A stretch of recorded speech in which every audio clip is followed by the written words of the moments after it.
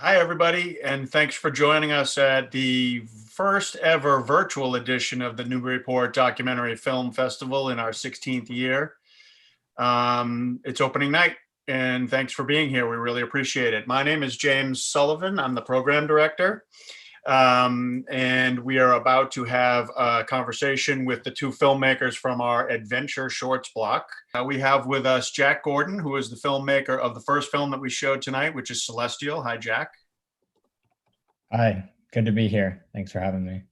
Great to have you here. And Leanne Sides, who's the filmmaker of the other film that we showed in the Adventure Shorts block, which is Myrtle Simpson, A Life on Ice. Hi, Leanne. How are you? Hi, doing well. Thanks for having me. So, Jack, you are in Berkeley, California, yes? Yes. Attending, you want to say what you're doing there? Yeah, I'm a senior at the University of California, Berkeley. Right, and you went to Tabor Academy, and which is the connection to making your film about the sailing program, right? Right. Yeah.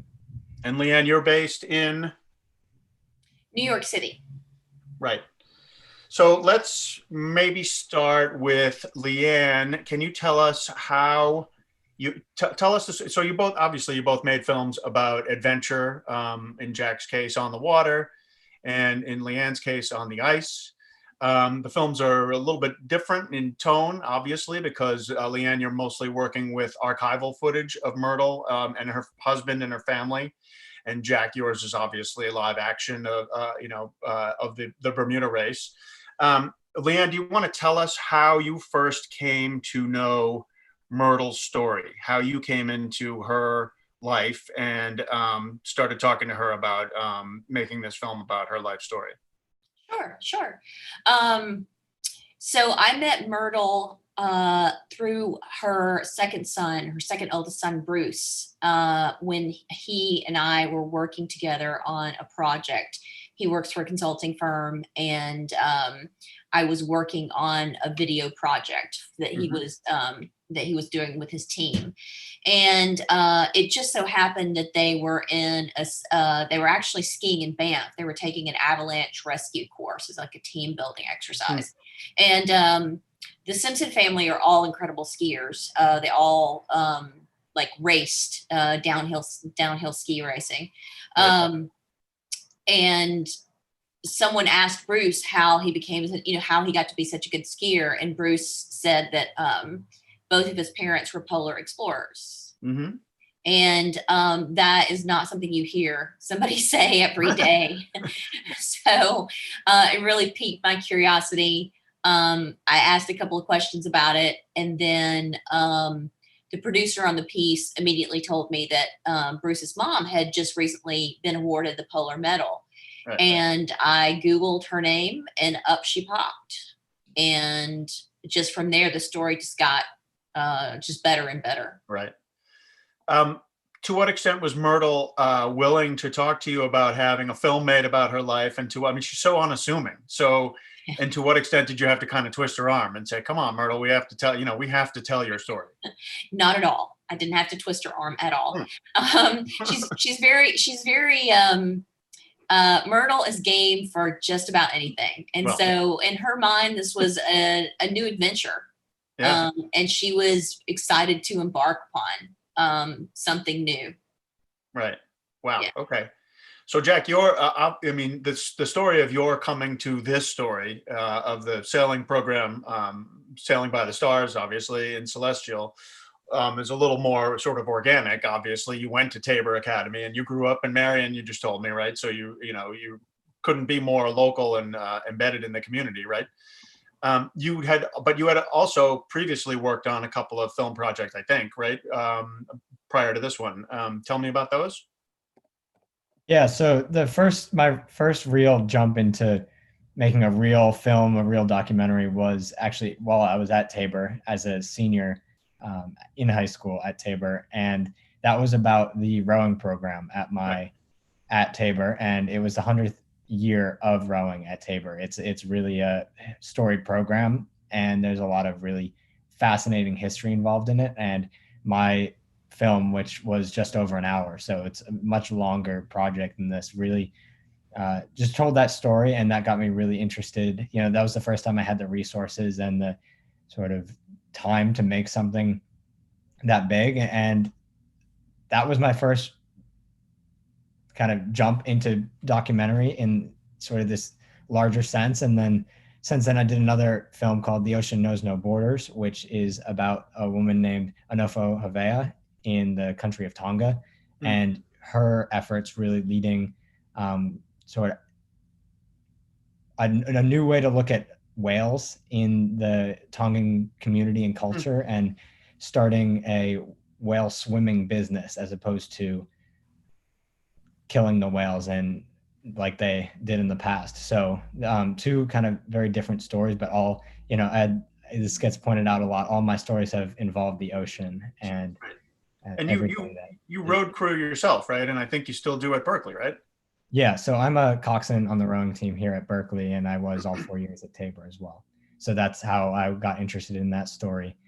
Just as a freshman, I heard all these amazing stories about the history and the kind of amazing people that were involved in it. And then I really got a chance to meet some of those people and hear those stories firsthand. And are you studying filmmaking at Berkeley? Because based on, you know, this being your third film already, what are you, 22?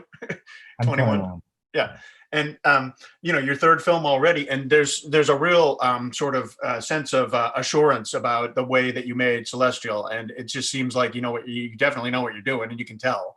So at this point, are you studying filmmaking, and do you hope to make a career of it? Yeah, not exactly. My major at Berkeley is interdisciplinary studies, and that involves some film, but it's by no means the focus. So really most of what I've done has been self-taught and just learning from these different projects. And, you know, obviously looking back, I think everyone can say this as a filmmaker, but I guess what you called the assurance of Celestial is built on the mistakes that I look at and cringe from my previous projects. So, but in terms of it being a career, I think, yes, this is definitely what I want to keep doing. And I've really enjoyed it, and sort of, I guess, set myself up in a good position to keep doing this after I graduate and well into the future. Right. And so, Leanne, you're technically a first-time filmmaker, but you're not brand new to filmmaking at all, right? So you want to talk a little bit about your own career in film and how, that led up to the point of, becoming technically a first-time filmmaker? Sure. Yes, it is my directorial debut. I have been a longtime filmmaker. I've been in the business for about 20 years, mostly in documentary film and mostly as an editor. Editor, producer, writer, and documentary film. Those three are pretty closely tied together.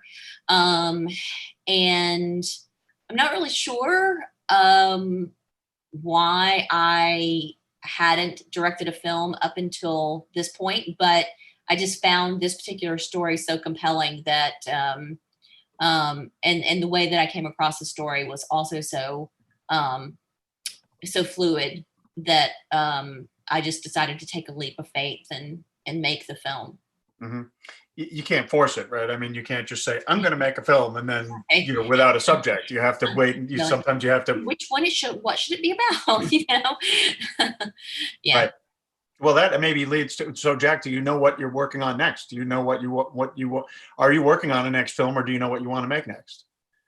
No, I'm not working on a next film right now. I think my focus has been on sort of promoting Celestial, but also school and everything around that. And I have some smaller non-documentary projects that I've been sort of finishing up from the summer, but I'm definitely on the lookout for my next project. Yeah.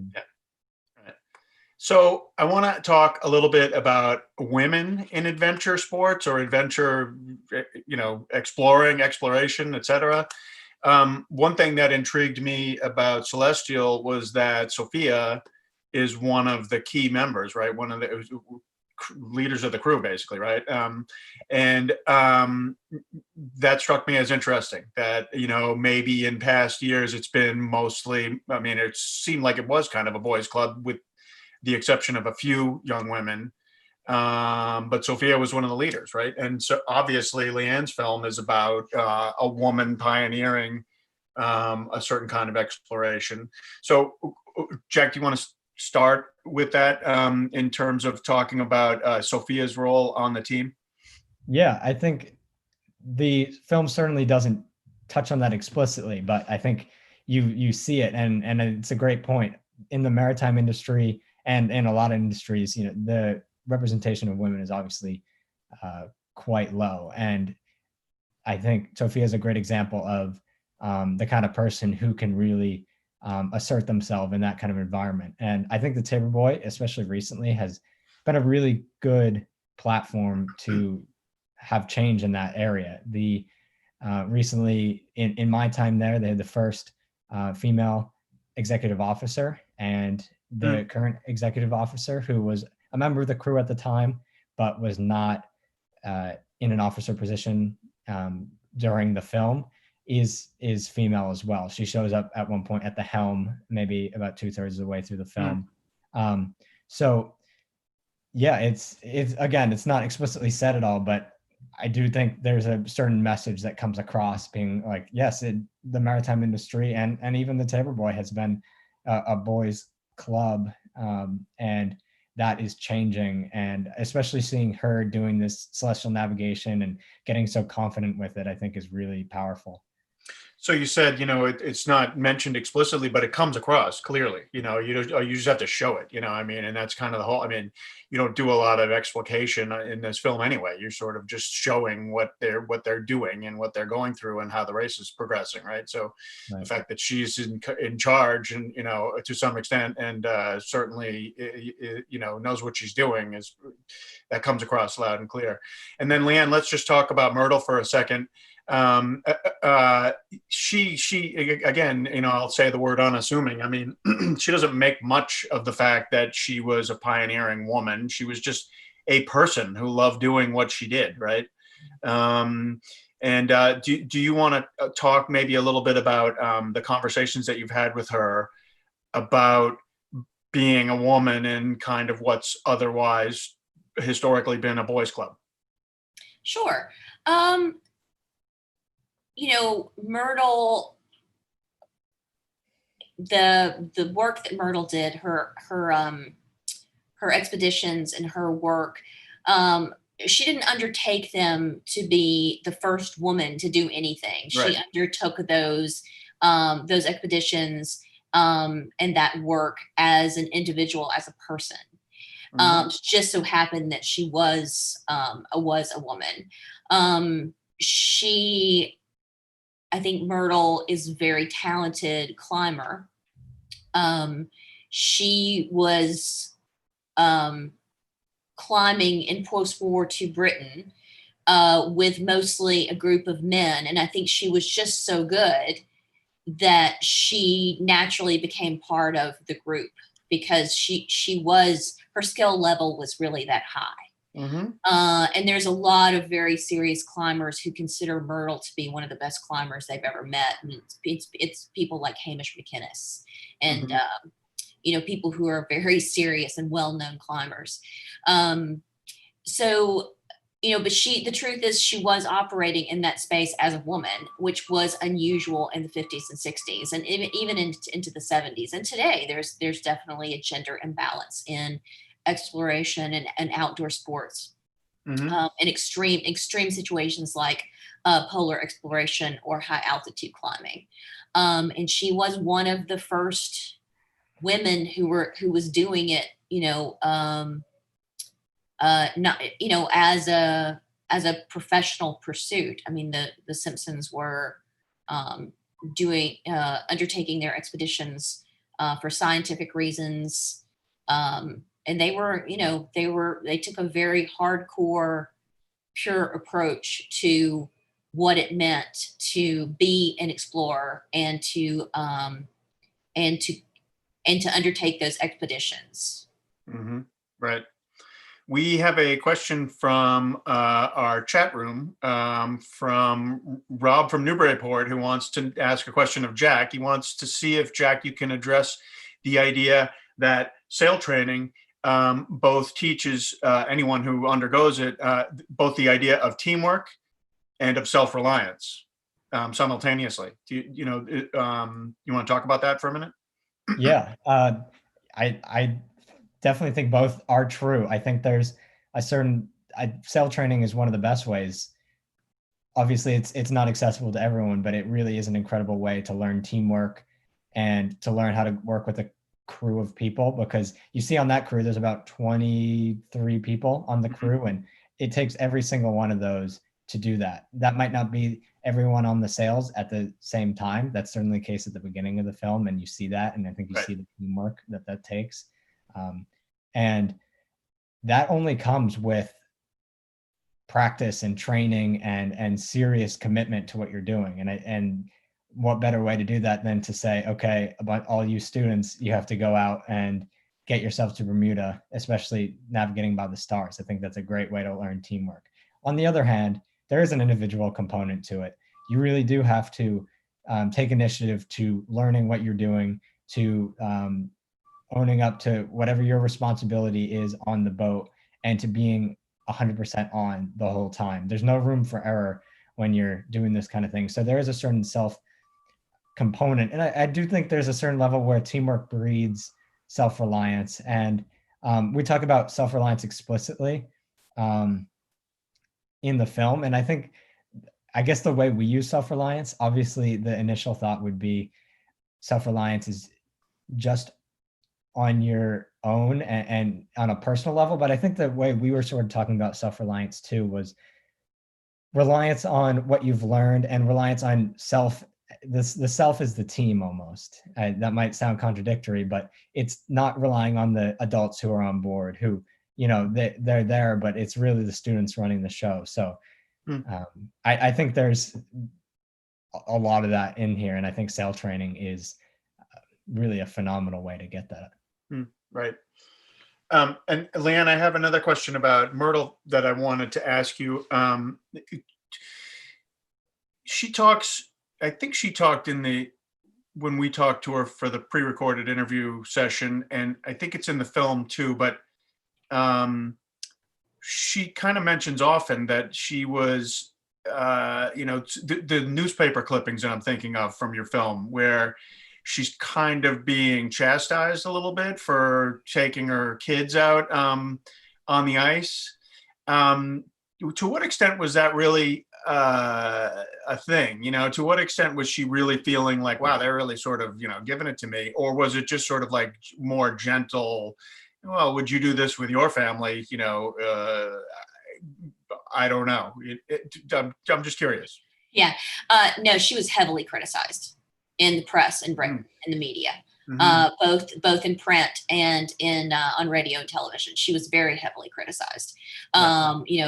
She was accused of putting her children in harm's way and putting them in the path of danger. And oh my, what if they get eaten by a polar bear, or charged by a musk ox, or different things. And she would always say that she thought that they were safer with her than they were on the streets of Glasgow, which was where they were currently living. They were far less likely to get eaten by a polar bear than they were to get hit by a car. So, but no, she was very heavily criticized. Actually, we don't have time to go into it in depth, but it was pretty nasty at times. Okay, so that's what I was curious about, whether the depth of sort of derision that she had to deal with over that. We have another question from an audience member named Hugh, who wants to know, is kind of a follow-up to what I just asked, maybe. Leanne, do you want to talk a little bit about Hugh's photos, right? So I mentioned at the beginning that your films look a little different because Jack's is obviously shot in the moment on the water with the crew, and Leanne's, yours rely on much more on archival footage of Myrtle and her husband and their teams. But her Hugh, right? Yes. Talk a little bit about his photos, because they go such a long way towards making yours a beautiful film. I mean, just he's a great photographer. And you want to talk a little bit about that, about going through those pictures with the family to make the film? Yeah, it's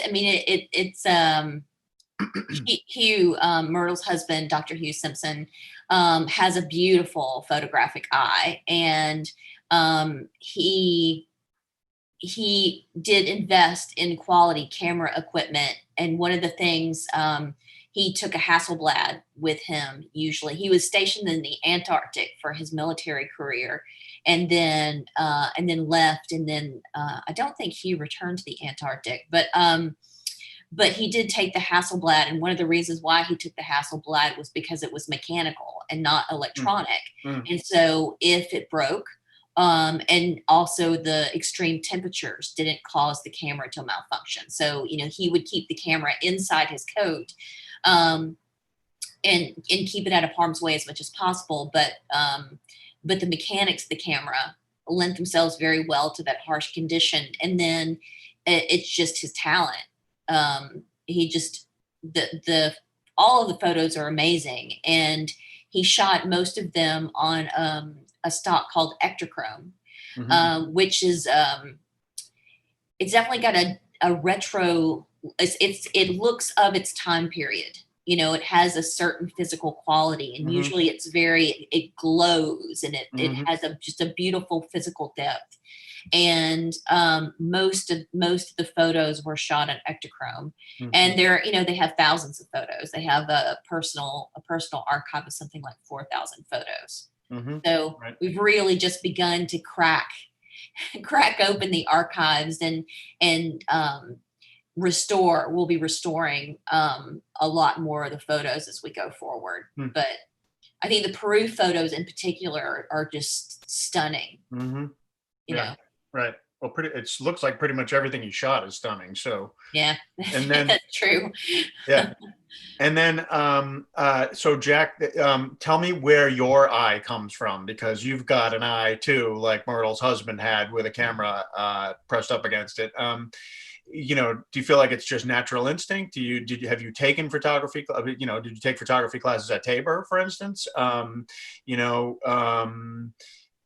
Does anybody else in your family, got an artistic bent or has been a photographer? Where'd you learn?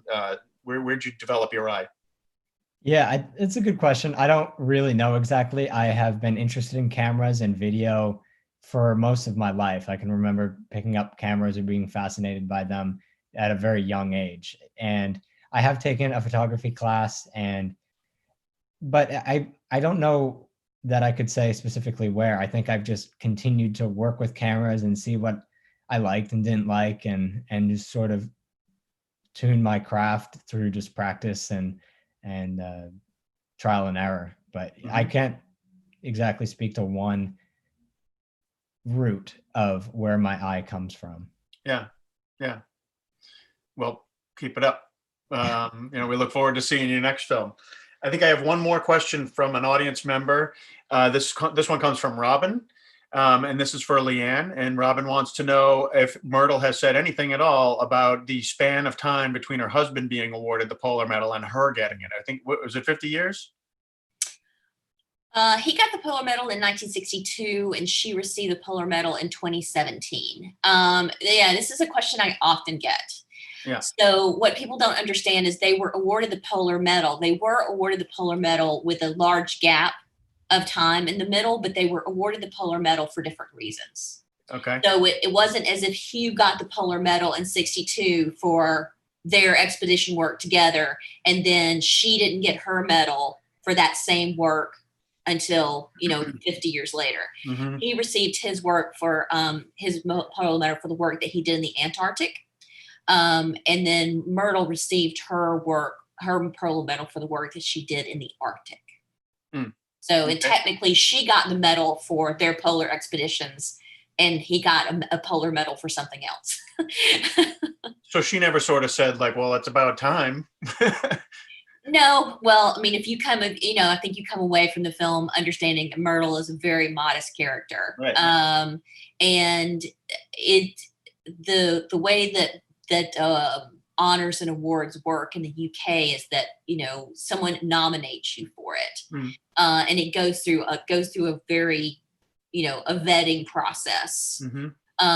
So, I mean, she really had nothing to do with whether the medal was awarded or not. She was nominated by someone, and then officials took it from there, researched her, and then ultimately decided to offer her the honor. Okay, great. So I think we're going to kind of wind things down. Thank you so much for being with us, both of you. Thanks for kicking us off in style on opening night. Thanks again to Jack Gordon. Go ahead and it's the weekend. You don't have to hit your studies until Monday, right? Or Sunday night at least, right, at Berkeley. But thanks for being here. We really appreciate it. And thanks, Leanne, for joining us as well. Great to have both of you with us. Thanks so much. Hope the audience enjoyed the film.